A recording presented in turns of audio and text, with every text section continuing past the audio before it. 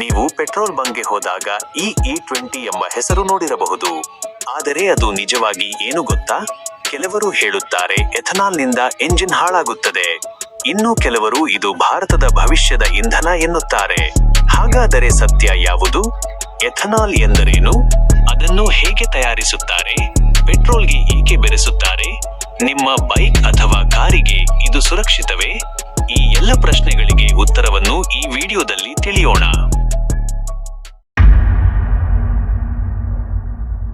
ಮೊದಲನೆಯದಾಗಿ ಎಥನಾಲ್ ಎಂದರೇನು?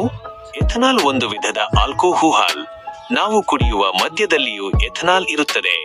ಆದರೆ ವಾಹನಗಳಲ್ಲಿ ಬಳಸುವ ಎಥನಾಲ್ ಕುಡಿಯಲು ಯೋಗ್ಯವಲ್ಲ. ಅದನ್ನು ವಿಶೇಷವಾಗಿ ಇಂಧನ ಬಳಕೆಗೆ ತಯಾರಿಸಲಾಗುತ್ತದೆ. ಎಥನಾಲ್ ಹೇಗೆ ತಯಾರಿಸುತ್ತಾರೆ?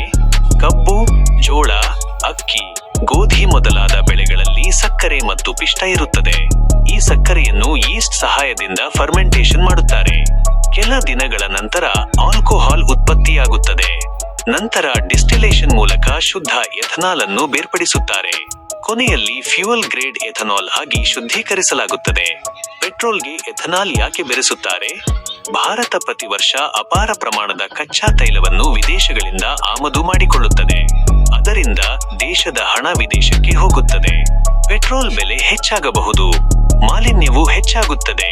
ಈ ಸಮಸ್ಯೆಗಳನ್ನು ಕಡಿಮೆ ಮಾಡಲು ಪೆಟ್ರೋಲ್ಗೆ ಎಥನಾಲ್ ಬೆರೆಸಲಾಗುತ್ತಿದೆ. E10, E20, E85 ಎಂದರೇನು? ಎಕ್ಸಾಂಪಲ್ E20 ಅಂದರೆ 20% ಎಥನಾಲ್ ಮತ್ತು 80% ಪೆಟ್ರೋಲ್ ಎಂದರ್ಥ. E20 ಪೆಟ್ರೋಲ್ನಿಂದ engine ಹಾಳಾಗುತ್ತದೆಯೇ? ಇದು ಜನರಲ್ಲಿ ಇರುವ ದೊಡ್ಡ ಪ್ರಶ್ನೆ. E20ಗೆ ಹೊಂದುವಂತೆ ವಿನ್ಯಾಸಗೊಳಿಸಿರುವ ವಾಹನಗಳಲ್ಲಿ ಸಾಮಾನ್ಯವಾಗಿ ಯಾವುದೇ ಸಮಸ್ಯೆ ಇರುವುದಿಲ್ಲ. ಆದರೆ ತುಂಬಾ ಹಳೆಯ ವಾಹನಗಳಲ್ಲಿ ದೀರ್ಘಕಾಲ ಬಳಸುವ ಮೊದಲು ವಾಹನ ತಯಾರಕರ ಸಲಹೆ ಪರಿಶೀಲಿಸುವುದು ಉತ್ತಮ. ಎಥನಾಲ್ನ ಪ್ರಯೋಜನಗಳು: ವಾಯು ಮಾಲಿನ್ಯ ಕಡಿಮೆಯಾಗುತ್ತದೆ. ರೈತರಿಗೆ ಹೆಚ್ಚುವರಿ ಆದಾಯ.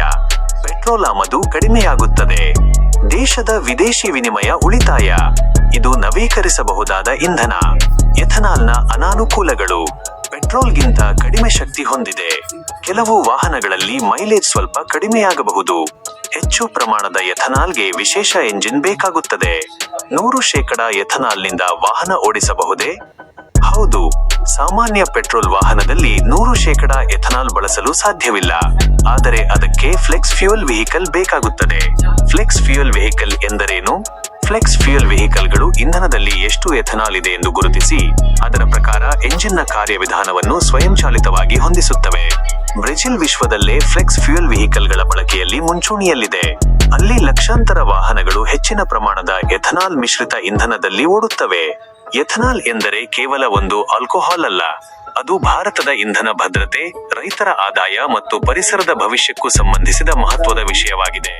ಆದ್ದರಿಂದ E20 ಅಥವಾ ಇಥನಾಲ್ ಎಂಬ ಪದವನ್ನು ನೋಡಿದಾಗ ಅದರ ಹಿಂದಿರುವ ವಿಜ್ಞಾನ ಮತ್ತು ಉದ್ದೇಶವನ್ನು ಈಗ ನೀವು ಚೆನ್ನಾಗಿ ಅರ್ಥ ಮಾಡಿಕೊಂಡಿದ್ದೀರಿ ಎಂದು ಭಾವಿಸುತ್ತೇನೆ.